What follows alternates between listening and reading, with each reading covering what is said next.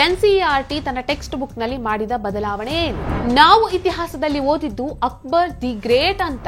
ಇತಿಹಾಸ ಅಂದ್ರೆ ಹೀಗೆ ಇತ್ತು ಅಂತ ಹೇಳುವುದು ಮಾತ್ರ. ಹೇಗೆ ಇರಬೇಕು ಹಾಗೆಲ್ಲ ಪಠ್ಯದಲ್ಲಿ ನಾವು ವಿಮರ್ಶೆ ಮಾಡಲಿಕ್ಕೆ ಆಗಲ್ಲ.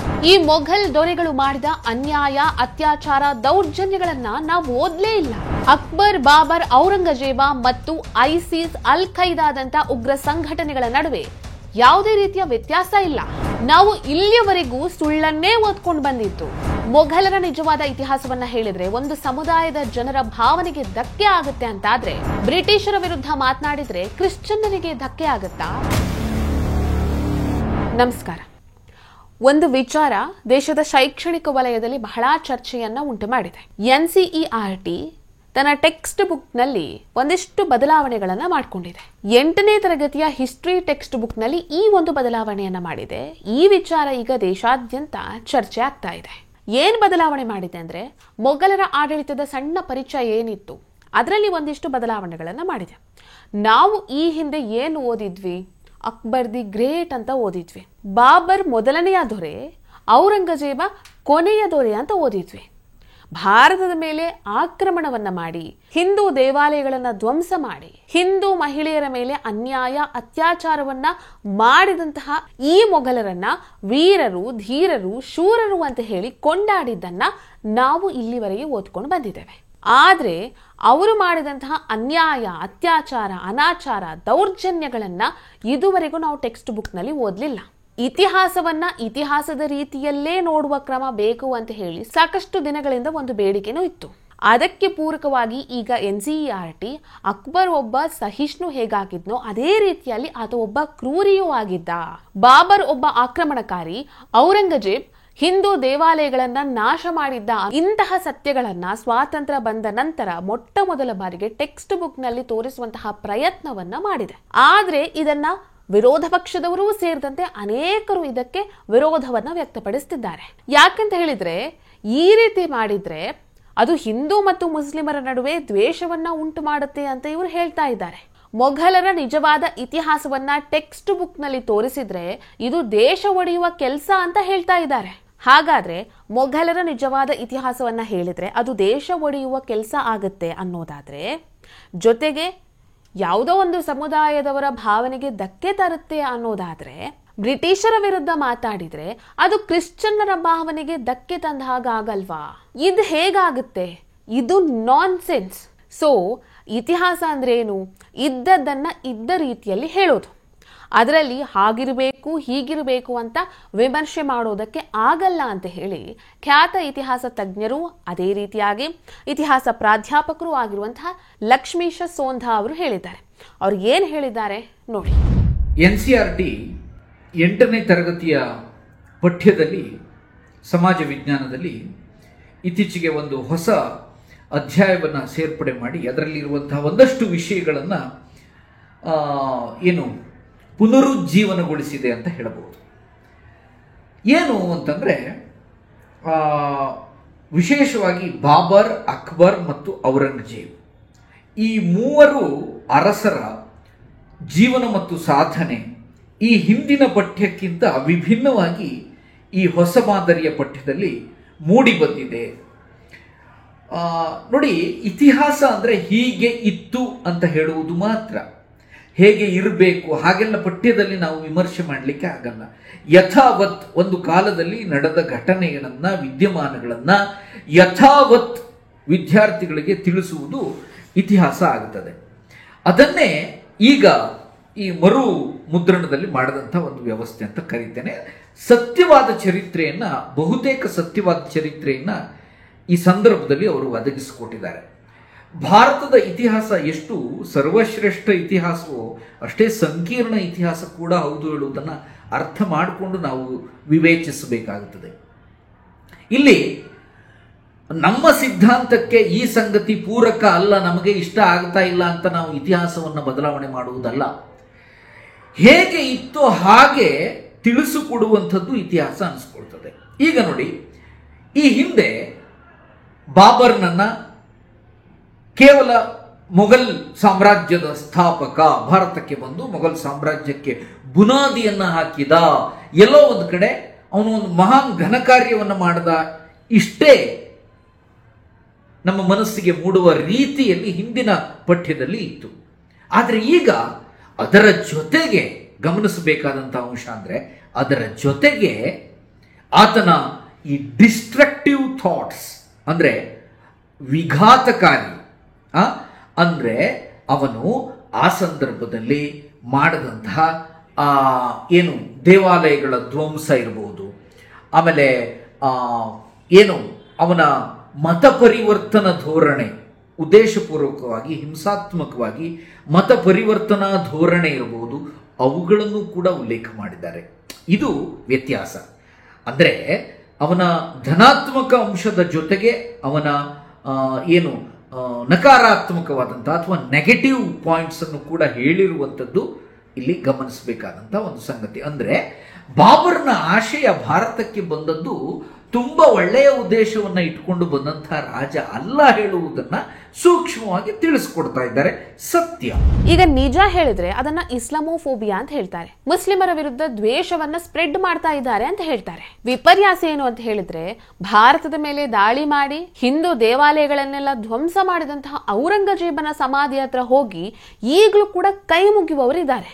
ಈಗ ಜರ್ಮನಿಯಲ್ಲಿರುವಂತಹ ಸ್ಕೂಲ್, ಕಾಲೇಜು, ಯೂನಿವರ್ಸಿಟಿಗಳಲ್ಲಿ ಹಿಟ್ಲರ್ನ ಬಗ್ಗೆ ಸತ್ಯವನ್ನು ಓದಬೇಡಿ ಅಂತ ಯಾರಾದ್ರೂ ಹೇಳ್ತಾರಾ? ಇಲ್ಲ. ಆದ್ರೆ ನಮ್ಮ ದೇಶದಲ್ಲಿ ನಾವು ಇಲ್ಲಿಯವರೆಗೆ ಓದ್ಕೊಂಡು ಬಂದಿರೋದು ಸುಳ್ಳನ್ನೇ. ನಮ್ಮ ದೇಶವನ್ನ ಲೂಟಿ ಮಾಡಿದವರನ್ನ ನಾವು ವೀರರು ಅಂತ ಓದಿದ್ದೇವೆ.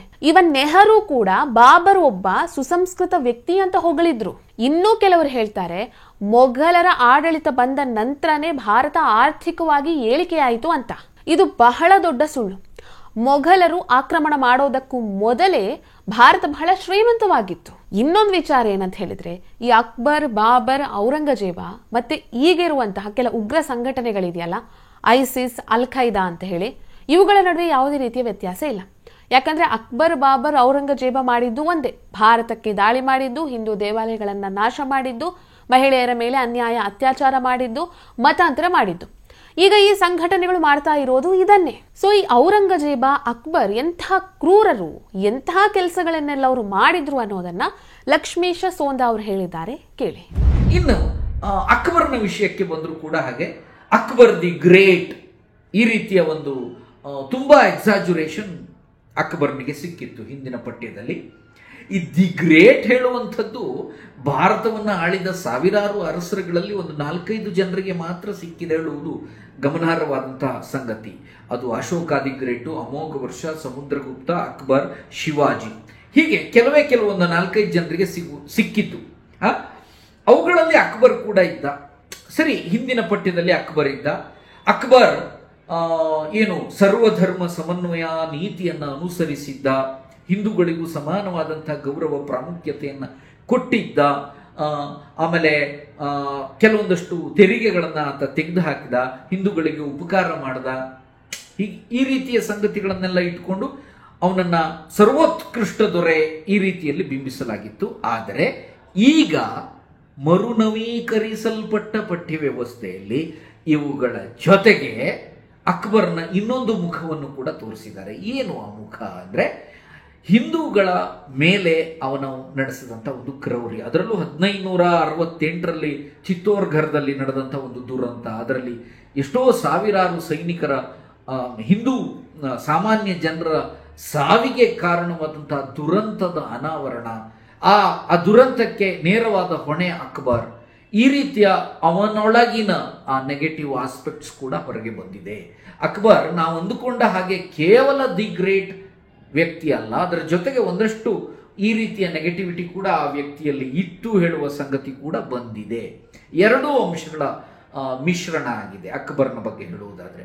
ಇನ್ನು ಔರಂಗಜೇಬ್ ಅಂತೂ ತುಂಬಾ ನಿಜವಾಗಿ ಆತ ತುಂಬಾ ಕ್ರೌರ್ಯವನ್ನೇ ಹೊದ್ದುಕೊಂಡಿದ್ದಂತಹ ಒಬ್ಬ ವ್ಯಕ್ತಿ ಆತ.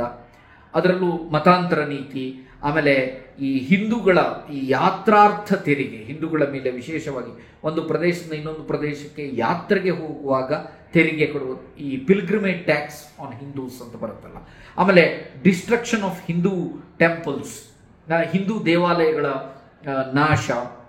ಆಮೇಲೆ ಜೈನರು, ಸಿಖ್ರು, ಪರ್ಷಿಯನ್ನರು, ಸೂಫಿ ಇವುಗಳ ಮೇಲಿನ ಒಂದು ಅವನ ಆಕ್ರಮಣಕಾರಿ ಧೋರಣೆ ಇವೆಲ್ಲ ಈ ಔರಂಗಜೇಬನ ಒಂದು ದಮನ ನೀತಿಯನ್ನ ತೋರಿಸಿಕೊಟ್ಟಿದೆ ಈ ಪಠ್ಯದಲ್ಲಿ. ಹಿಂದೆ ಇರದ ಎಷ್ಟೋ ಸಂಗತಿಗಳು ಈಗ ಸೇರ್ಪಡೆಯಾಗಿದೆ. ಜೊತೆಗೆ ವಿಜಯನಗರ ಸಾಮ್ರಾಜ್ಯವನ್ನ ಮೊಘಲರಿಗೆ ಸೋಲಿಸ್ಲಿಕ್ಕೆ ಆಗಿಲ್ಲ ಹೇಳುವಂತ ಒಂದು ಸಂಗತಿ ಕೂಡ ಉಲ್ಲೇಖ ಆಗಿದೆ. ಇದು ನನಗೆ ತಿಳಿದ ಹಾಗೆ ಹಿಂದಿನ ಪಠ್ಯದಲ್ಲಿ ಇದ್ದಿರಲಿಲ್ಲ.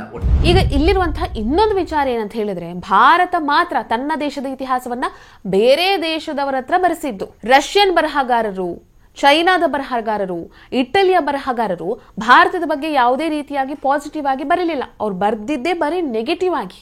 ಈಗ ನಾವು ಇವರು ಬರೆದಂತಹ ಭಾರತವನ್ನ ದೋಚಿದವರ, ಅನ್ಯಾಯ, ಅತ್ಯಾಚಾರ, ಹಿಂಸಾಚಾರ ಮಾಡಿದಂತಹ ಮೊಘಲ್ ದೊರೆಗಳ ಬಗ್ಗೆನೇ ಓದ್ಕೊಂಡು ಬಂದಿದ್ದೇವೆ. ಇಲ್ಲೊಂದು ತಮಾಷೆ ವಿಷಯ ಏನಂತ ಹೇಳಿದ್ರೆ, ಉದಾಹರಣೆಗೆ ಎರಡೂ ದೇಶಗಳ ರಾಜರ ನಡುವೆ ಯುದ್ಧ ನಡೆಯುತ್ತೆ. ಆ ಯುದ್ಧದಲ್ಲಿ ಯಾರು ಬೇಕಾದ್ರೂ ಗೆಲ್ಲಬಹುದು, ಯಾರು ಬೇಕಾದ್ರೂ ಸೋಲ್ಬಹುದು. ಆಯಾಯ ದೇಶಗಳು ಇಬ್ಬರಲ್ಲಿ ಒಬ್ಬನನ್ನು ಮಾತ್ರ ಮಹಾತ್ಮ, ವೀರ, ಧೀರ ಅಂತ ಕರೀತಾರೆ, ಆರಾಧಿಸ್ತಾರೆ. ಆದ್ರೆ ಭಾರತದಲ್ಲಿ ಏನ್ ವಿಚಿತ್ರ ಅಂತ ಕೇಳಿದ್ರೆ, ಗವರ್ನಮೆಂಟ್ ಡಾಕ್ಯುಮೆಂಟ್ಸ್ನ ಪ್ರಕಾರ ಅಕ್ಬರ್ ವೀರ, ಭಾರತದ ಜನರ ಪ್ರಕಾರ ಮಹಾರಾಣಾ ಪ್ರತಾಪ್ ವೀರ. ಇವರಿಬ್ಬರೂ ಕೂಡ ಭಾರತದಲ್ಲಿ ಹೇಗೆ ವೀರರೆನಿಸಿಕೊಂಡ್ರು? ಒಂದು ದೇಶದ ರಾಜ ಜೊತೆಗೆ ಆ ದೇಶಕ್ಕೆ ಆಕ್ರಮಣ ಮಾಡಿದಂತಹ ಆಕ್ರಮಣಕಾರ ಕೂಡ ವೀರ ಆಗೋದಕ್ಕೆ ಹೇಗೆ ಸಾಧ್ಯ? ಹಾಗಾಗಿ ಇತಿಹಾಸದ ಸತ್ಯ ಸಂಗತಿಗಳೇನಿದೆ ಅದು ಪಠ್ಯ ಪುಸ್ತಕದಲ್ಲಿ ಆಡ್ ಆಗಬೇಕು. ಈಗ NCERT ಏನ್ ವಿಚಾರಗಳನ್ನೆಲ್ಲ ಸೇರಿಸಿದೆ ಅದೇನು ಸುಳ್ಳಲ್ಲ, ಅದು ಸತ್ಯ ಸಂಗತಿಗಳನ್ನೇ ಸೇರಿಸಿದೆ. ಹಾಗಾಗಿ ಇಲ್ಲಿ ವಿರೋಧಿಸುವ ಪ್ರಶ್ನೆನೇ ಬರಲ್ಲ ಅಂತ ಹೇಳಿ ಲಕ್ಷ್ಮೀಶ ಸೋಂಧಾ ಅವರು ಹೇಳಿದ್ದಾರೆ. ಇತಿಹಾಸದ ಸತ್ಯ ಸಂಗತಿಗಳು ಆಡ್ ಆಗಬೇಕು. ನೋಡಿ, ಇಲ್ಲದೆ ಇರುವಂತಹ ಒಂದು ಸಂಗತಿಗಳನ್ನ ತಂದು ಸೇರಿಸಿದ್ದಾರೆ ಅಂದ್ರೆ ವಿರೋಧ ಮಾಡೋಣ, ಆ ವಿರೋಧಕ್ಕೊಂದು ಅರ್ಥ ಇರುತ್ತೆ. ಆದರೆ ಈಗ ಸೇರಿಸಿರುವ ಸಂಗತಿ ಯಾವುದು ಅಸಮಂಜಸವಾದಂತಹ ಸಂಗತಿ ಅಲ್ವಲ್ಲ, ಆಧಾರ ಸಹಿತವಾಗಿ ಇರುವ ಸಂಗತಿಗಳನ್ನೇ ಈಗ ಸೇರಿಸಿದ್ದು. ಹೀಗಾಗಿ ಅಲ್ಲಿ ವಿರೋಧ ಮಾಡುವ ಪ್ರಶ್ನೆ ಉದ್ಭವ ಆಗೋದಿಲ್ಲ. ಅವ್ರು ಯಾರೇ ಇರಲಿ, ಹಿಂದೂ ಅರಸರಿರಲಿ, ಮುಸ್ಲಿಂ ಅರಸರಿರಲಿ, ಸರಿ ಮಾಡಿದ್ದನ್ನು ಸರಿ ಅಂತ ಹೇಳಬೇಕು, ತಪ್ಪಾಗಿದ್ದನ್ನು ತಪ್ಪು ಅಂತಾನೆ ಹೇಳಬೇಕು. ಅದೇ ಇತಿಹಾಸ ಆಗುತ್ತದೆ. ಅಲ್ಲಿ ನಾವು ಅವರ ಧರ್ಮ ಯಾವುದು, ಅವರ ಜಾತಿ ಯಾವುದು, ಅರಸರಿಗೆ ಧರ್ಮ ಜಾತಿಯ ಹೆಸರಿನಲ್ಲಿ ಅರಸರನ್ನ ಸೀಮಿತವಾಗಿಡುವಂತಹ ಈ ಕ್ರಮವೇ ತಪ್ಪು. ಇತಿಹಾಸದ ಎಲ್ಲ ಪ್ರಸಿದ್ಧ ವ್ಯಕ್ತಿಗಳನ್ನ ಅಥವಾ ಸಾಧಕರನ್ನ ಅಥವಾ ಮೇರು ವ್ಯಕ್ತಿತ್ವಗಳನ್ನ ನಾವು ಜಾತಿ ಧರ್ಮಗಳ ಹಿನ್ನೆಲೆಯಲ್ಲಿ ನೋಡುವುದನ್ನೇ ನಿಲ್ಲಿಸಬೇಕು. ಮೊದಲನೇದಾಗಿ ಅವರು ಮಾಡಿದ್ದು ಸರಿ ಇದ್ರೆ ಸರಿ, ತಪ್ಪಿದ್ರೆ ತಪ್ಪು, ಅವ್ರು ಯಾರೇ ಆಗಿದ್ರು. ಈ ರೀತಿಯ ಒಂದು ಧೋರಣೆಯನ್ನ ನಾವು ರೂಢಿಸ್ಕೊಳ್ಬೇಕಾಗಿದೆ. ಒಟ್ಟಾರೆಯಾಗಿ ಈಗ ಪಠ್ಯದಲ್ಲಿ ಆದಂತಹ ಬದಲಾವಣೆ ಆಧಾರ ಸಹಿತವಾಗಿರುವ ಹಿನ್ನೆಲೆಯಲ್ಲಿ ಅದನ್ನು ನಾವು ತಪ್ಪು ಅಂತ ಹೇಳಲಿಕ್ಕೆ ಸಾಧ್ಯವಾಗಲ್ಲ. ಯಾಕೆಂತಂದ್ರೆ ಆಧಾರ ಸಹಿತವಾದಂತಹ, ಈಗ ಬಾಬರ್ನ ಸಂಗತಿಗಳನ್ನ ಸ್ವತಃ ಬಾಬರ್ನಾಮ ಕೃತಿಯಲ್ಲೇ ಇದೆ, ಅದನ್ನೇ ಉಲ್ಲೇಖ ಮಾಡಿ ಕೊಟ್ಟಿದ್ದಾರೆ. ಈಗ ನಾವು ಬಾಬರ್ನಾಮ ಸುಳ್ಳು ಅಂತ ಹೇಳಲಿಕ್ಕೆ ಆಗ್ತದ? ಇಲ್ಲ ಅಲ್ವಾ? ಹಾಗೆಯೇ ಅವರು ಆಧಾರ ಸಹಿತವಾಗಿಯೇ ಕೊಟ್ಟಂತಹ ಸಂಗತಿಗಳು ಇದಾಗಿದ್ದರಿಂದ ಇದನ್ನು ನಾವು ವಸ್ತುನಿಷ್ಠವಾಗಿ ಸ್ವೀಕರಿಸಬೇಕಾಗಿದೆ ಮತ್ತು ಇತಿಹಾಸದ ಸತ್ಯ ಸಂಗತಿಗಳಿಗೆ ಹೆಚ್ಚು ಪ್ರಾಮುಖ್ಯತೆಯನ್ನು ಕೊಡಬೇಕಾಗಿದೆ. ಒಟ್ಟಾರೆಯಾಗಿ ಭಾರತದ ಸತ್ಯ ಚರಿತ್ರೆ ಮುನ್ನೆಲೆಗೆ ಬರಬೇಕು, ಅದೇ ಆಶಯ. ಸೊ ಸ್ವಾತಂತ್ರ್ಯ ಬಂದ ನಂತರ ಮೊಟ್ಟ ಮೊದಲ ಬಾರಿಗೆ ಟೆಕ್ಸ್ಟ್ ಬುಕ್ಗಳಲ್ಲಿ ಸತ್ಯ ಸಂಗತಿಯನ್ನ ತೋರಿಸುವಂತಹ ಪ್ರಯತ್ನ ನಡೆದಿದೆ. ಆ ಮೂಲಕವಾಗಿ ಭಾರತದ ಸತ್ಯ ಚರಿತ್ರೆ ಮುನ್ನೆಲೆಗೆ ಬಂದಿದೆ. ಈ ವಿಡಿಯೋ ನಿಮಗೆ ಇಷ್ಟ ಆಗಿದ್ದಲ್ಲಿ ಲೈಕ್ ಮಾಡಿ, ಶೇರ್ ಮಾಡಿ, ಕಮೆಂಟ್ ಮಾಡಿ. ನೀವಿನ್ನೂ ನಮ್ಮ ಹೊಸ ದಿಗಂತ ಡಿಜಿಟಲ್ ಚಾನೆಲ್ ಅನ್ನು ಸಬ್ಸ್ಕ್ರೈಬ್ ಮಾಡಲಿಲ್ಲ ಅಂದ್ರೆ ದಯವಿಟ್ಟು ಸಬ್ಸ್ಕ್ರೈಬ್ ಮಾಡಿ. ಹೆಚ್ಚಿನ ಮಾಹಿತಿಗಾಗಿ ಪಕ್ಕದಲ್ಲಿರುವಂತಹ ಬೆಲ್ ಐಕನ್ ಅನ್ನು ಪ್ರೆಸ್ ಮಾಡಿ.